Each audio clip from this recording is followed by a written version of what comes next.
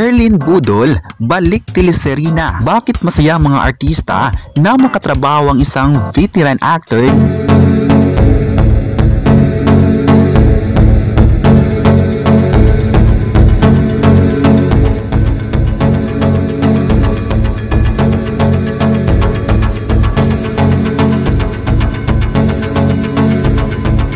Usap-usapan ngayon ang pahayag ni Herlyn Budol na masaya siya na nakatrabaho ang isang veteran actor na si Bong Revilla.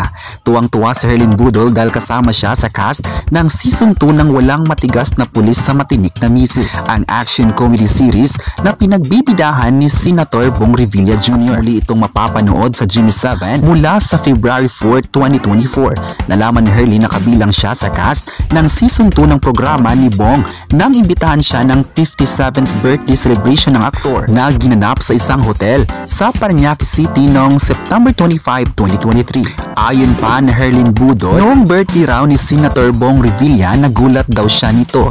Hindi niya akalain na invited siya at akala niya hindi siya nito nakilala. Pumunta raw siya sa isang hotel at bawal nga raw na magsama ng iba. Sabi niya sa kanyang sarili, gaganda daw ng mga sasakyan, tapos siya akala daw ng iba na nag-grab, pagbaba niya siya pala. Tumingin si Herlyn Budol kinaroroonan ni Bong Revilla para sabihin, hindi pa pala ako nakapagpapasalamat, kaya maraming salamat. Nang magkausap sila ng personal ni Bong Revilla sa naganap na birthday party noong nakaraang taon, kinilig daw si Herlyn dahil nalaman nga niyang kasama siya sa season 2 ng Walang Matigas na Pulis sa Matinik na Misis. Kinilig daw siya dahil sinabi niya na magkakatrabaho sila at tuwang-tuwa siya nito dahil first time magtitiping siya nito. And din kay Miss Beauty Gonzales nang nagkita sila sa GMA Gala. Akala daw ni Herlyn Budol na mababahuan siya sa hininga nito kasi grabe siyang magbeso. Alam mo yung beso niya, parang nilanghap niya lahat ng hininga ng gabing iyon. Hindi makapaniwala si Herlyn Budol na darating ang araw na mabibigyan siya ng pagkakataong makatrabaho ang mga artistang napapanood lamang niya sa sine at telebisyon. Samantala, ang Walang Matigas na Pulis ang unang regular na programa ni Celeste Cortese bilang contract star ng Sparkle, ang talent management arm ng GMA Network Incorporated. Pero nabigyan na siya noon ng guest role sa Darna ng Kapamilya Channel at sa Pipito Manaluto, ang sitcom ng Kapuso Network.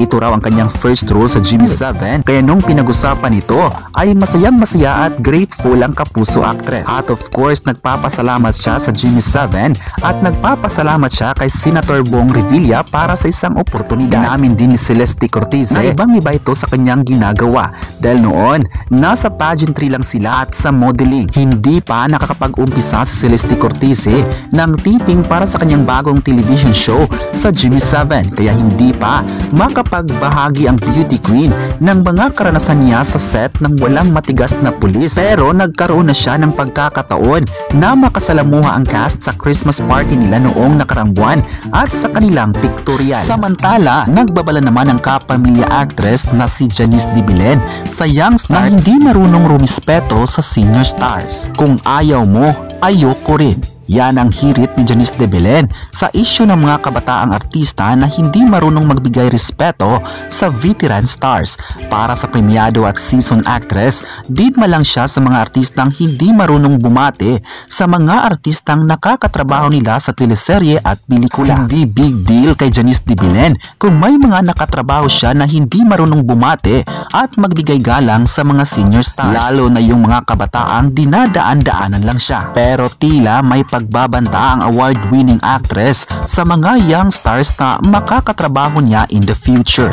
Ayon pa ni Janice de Belen, huwag lang sila magkamali sa lines niya. Kailangan kapag magka-eksena kayo, huwag kang magkakamali. Natanong din ng actress kung may mga nakatrabaho na siyang kabataang artista na nakakalimot ng mga dialogue kapag take na. Ayon pa ng kapamilya actress, marami daw siyang pagkakataon na na-experience ang mga ganitong pangyayari. Ang ginagawa ginagawa raw niya sa mga ganitong sitwasyon, umi-exit siya. Pagsasabihan ba niya ang ganitong artista?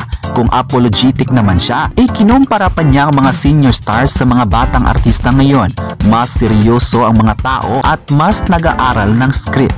Yung ibang young stars at sa mga baguhan daw ay nagba-vlog sa gilid ng set, nagti-TikTok sa kabilang side at may kausap naman sa cellphone ang iba. Kakapasok lang na balita, kumpirmado na nga na magkakasama na si Francine Diaz at Seo In-gok maglalabas ng isang collaboration song. Ang Korean star na Seo In-gok ang makaka-collaborate ng kapamilya young star na si Francine Diaz sa upcoming single niya. Kaya naman pala My Love ang tawag ni Francine kay In-gok sa previous social media post ay dahil ito ang title ng kanilang collaboration song. Magugunita na noong nakaraang linggo lamang nang maging usap-usapan sa social media ang pagkasa ng dalawa sa isang viral dance challenge. Naging agaw pansin yan ang caption ni Francine Diaz na tinawag ang Korean star ng My Love kung saan humirit ang maraming netizens na pumila ang actress. Ayon sa naging panayam ng ABS-CBN News, aminado si In-gok na aware siyang isang sikat na artista dito sa Pilipinas, si Francine. Naikwento pa nga niya kung paano nagsimula ang collaboration nilang dalawa. Chika ng Korean star, na-meet niya lang in person ng manager ng actress at agad na siyang nag-inquire kung pwede niyang makaduet o makasama sa kantahan si Francine. Ang upcoming single na My Love ay originally mayroong male rap part pero binago ito ni In-gok nang mag-yes si Francine sa kanyang offer. Bago pa ang viral dance challenge ng dalawa, ibinunyag ni Francine sa isang interview na magkakaroon siya ng music collaboration kasama ang isang Korean artist. Hindi pa niya sinasabi that time kung sino, pero ito ang dahilan kaya nagtungo siya sa South Korea noong December. Ayon pa ng kapamilya actress, itong taon daw ay magre-release sila, maybe next month. Samantala, ilan namang mga K-drama na pinagbibidaan ng Korean actor ay ang Reply 1997, Master Son, Hello Monster, Shopping King Louie, The Smile Has Left Your Eyes at Coffee Minanda. Dahil dito, marami sa mga kapamilya ang excited na para sa kanilang collaboration. Ayon pa ng isang netizen, excited sila sa kapamilya actor at isang Korean star na mapapanood na nila ang kanilang single. Aminado rin ng mga fans na paborito nila ang kapamilya actress at maging ang kanilang kapartner. Dahil dito, trending sa social media ang dalawa, lalong-lalo na ang kanilang dance challenge.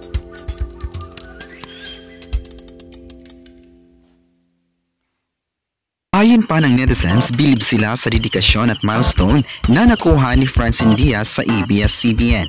May netizen pa nagsabing maalalang naging bida ang kapamilya actress sa kakatapos lang na Dirty Linen. Marami sa mga netizens ang nagkakagusto sa kanyang acting skill. Kayo, ano ang masabi niyo na kasama si Herlin Budol sa bagong teleserye ng GMA Network? I-comment na kung excited ba kayo sa bagong collaboration ni Francine Diaz sa isang Korean star. At huwag kalimutang i-subscribe ang ating YouTube channel.